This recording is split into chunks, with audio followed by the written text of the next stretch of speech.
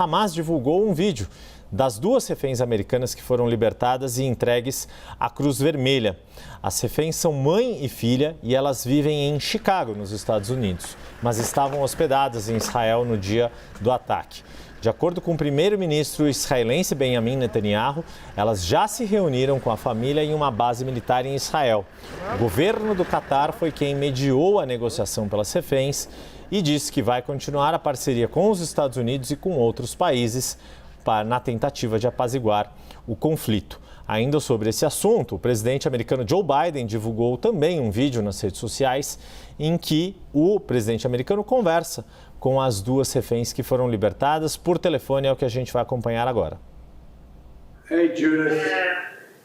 Hello, President. I'm so glad you're home. Or not home, I'm glad you're out. Thank you so very, very much. Hey, Nat, how are you? God love you. I just want to say thank you for your services for Israel. I'm just delighted we're able to get you out. We've been working on it a long time. We're gonna get them all out, God willing.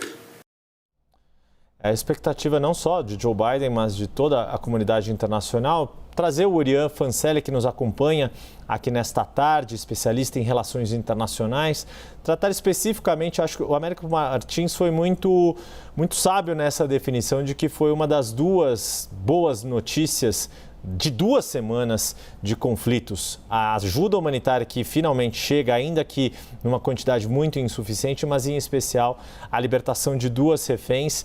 E queria te ouvir, Urian, se não, aparentemente, minha avaliação, e queria que você me dissesse se eu estou correto ou não e avançar nisso. Não é por acaso que se tratam de 2 cidadãs americanas, as primeiras reféns libertadas pelo Hamas. Exato, Yuri. A gente tem que lembrar que nem toda notícia boa significa uma boa ação, até mesmo porque essas atitudes do Hamas, elas fazem parte daquela estratégia que ele adotou, que ele aprendeu a adotar junto ao Hezbollah de alguns anos para cá, de usar a informação como arma de guerra. Por que eu falo isso? Porque ao você mostrar empatia para com os reféns, principalmente reféns norte-americanos, você mostra que o inimigo não são as pessoas dos outros países, mas apenas os israelenses. Então, nesse aspecto, sim, você está correto em dizer isso. É uma sinalização também para os Estados Unidos, também porque os Estados Unidos está ali se posicionando, o exército mais poderoso do mundo se posicionando ao lado do exército israelense.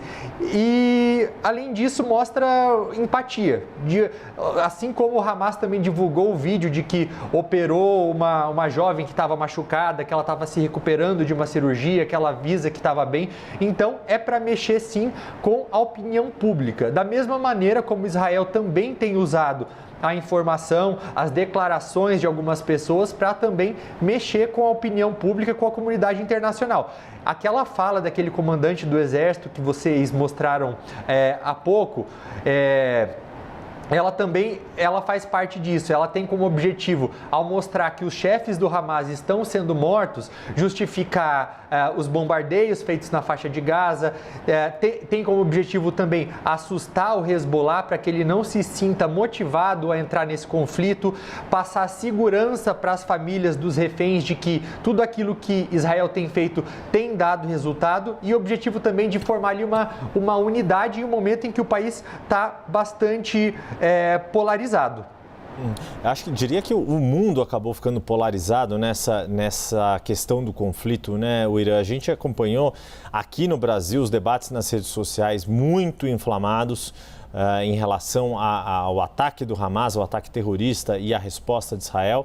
E como você colocou, né, eu me lembro, aí puxando um pouco por memória de infância e adolescência, a guerra no Iraque nos anos 90 ela foi muito marcante porque foi uma guerra televisionada em tempo real. E agora a gente tem visto nos últimos tempos, isso já com a guerra na Ucrânia, mas me parece que esse conflito também, uma guerra em tempo real, principalmente via redes sociais, e o uso desses canais novos, relativamente novos, de propaganda de ambos os lados, de todas as partes.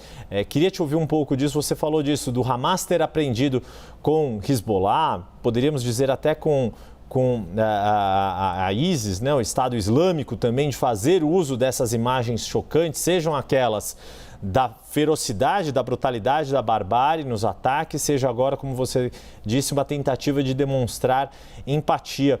O que é esse uso de redes sociais, como que ele afeta também a diplomacia internacional? O quanto que se pressionam ainda mais os diplomatas e as partes que tentam negociar, os organismos multilaterais que tentam chegar a uma cessação do conflito diante desse volume tão intenso de informações e de imagens circulando pela comunidade internacional?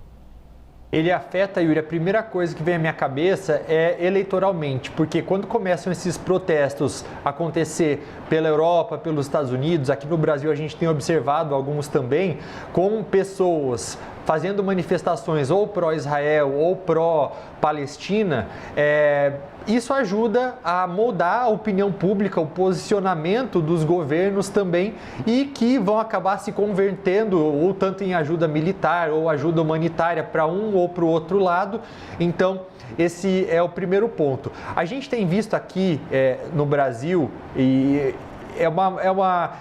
é muito triste que as pessoas tenham usado de um conflito tão complexo, tão antigo, para poder marcar posicionamento em relação à ideologia política nacional. Estão ali usando o sofrimento, a morte de pessoas, sem entender a complexidade, as nuances desse conflito que já dura aí mais de 8 décadas, para mostrar virtude, sem entender que há sofrimento dos dois lados. E aí é por isso que eu até parabenizo aí o trabalho de vocês da imprensa, de tentarem conscientizar as pessoas e mostrar realmente que há falhas de todos os lados.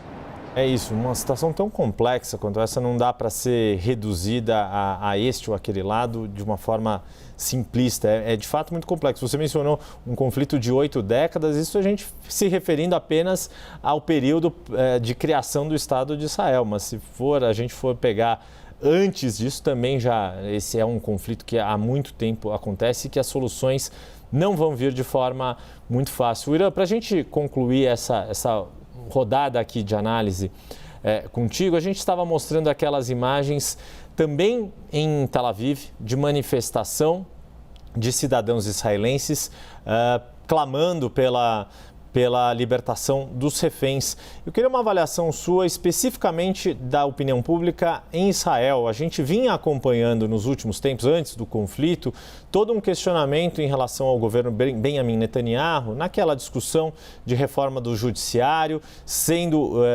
Benjamin Netanyahu sendo acusado e sendo cobrado até por aliados como Joe Biden, por uma postura que era vista como antidemocrática nesta reforma do judiciário, e aí surge esse conflito que acaba criando uma força de unidade nacional entre os cidadãos israelenses muito forte para enfrentar um inimigo externo. Mas já é possível, na sua avaliação, desenhar desdobramentos de como vai ser o futuro de Benjamin Netanyahu, e a depender da forma como este atual conflito se encerre? Eu acredito que existem duas possibilidades. Sim, ele estava sofrendo manifestações, era alvo de protestos há muitos meses por tentar erodir a democracia de Israel, concentrar poder, e é uma pessoa que fez a vida política, fez a vida pública dizendo ser um líder forte, que combateria o terrorismo, que combateria tudo aquilo que tem de errado. Isso tudo que aconteceu no seu governo, ou seja, o pior ataque da história de Israel, o grande líder forte não conseguiu dominar. Então, ele vai ser cobrado disso. Esses reféns, eles são, talvez eu diria até mesmo o calcanhar de Aquiles do Netanyahu, porque nesse primeiro momento as pessoas ainda estão pensando, fazendo manifestações para que eles sejam libertados. Mas caso tudo dê errado lá na frente, isso vai ter um preço muito alto. Em relação ao futuro dele, eu acho que vai depender bastante do desfecho. E é um desfecho que vai começar a tomar determinado caminho a partir do momento em que houver uma invasão por terra em Gaza.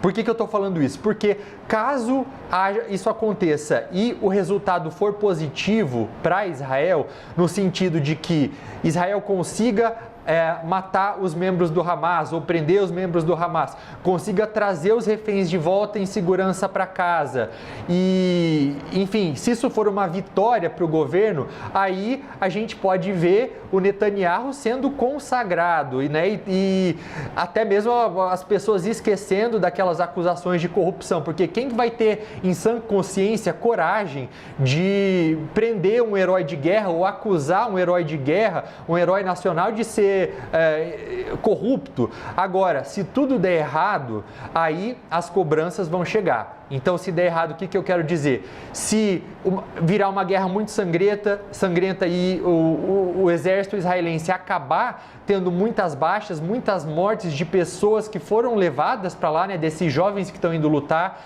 caso haja muitas mortes de reféns também, então isso, se for considerado uma derrota, aí, além de tudo, né, vão voltar a cobrá-lo também pelas falhas de inteligência no país. Então, um desgaste muito, muito grande e eu tenho acompanhado, Yuri, algumas análises de especialistas internacionais em relação a reféns. Eles são especialistas em negociação de reféns.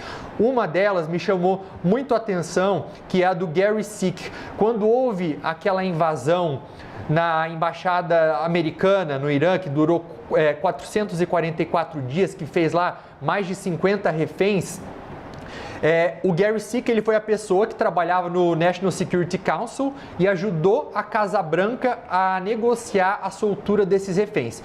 O que ele tem falado? Que ele não sabe até que ponto o governo israelense vai, de fato, levar em conta a segurança desses reféns que estão sequestrados na hora de invadir Gaza. Então, essa é uma conversa que já está começando a rolar por aí e isso preocupa muito, principalmente os familiares dessas pessoas. Sem dúvida, e talvez acho que esse ponto que você traz é importantíssimo, Irã. Talvez é isso que explique o fato de que essa manifestação em Tel Aviv ocorra em frente ao Ministério da Defesa de Israel. Qualquer ação militar precisa levar em conta que há cidadãos israelenses sendo mantidos em cativeiro.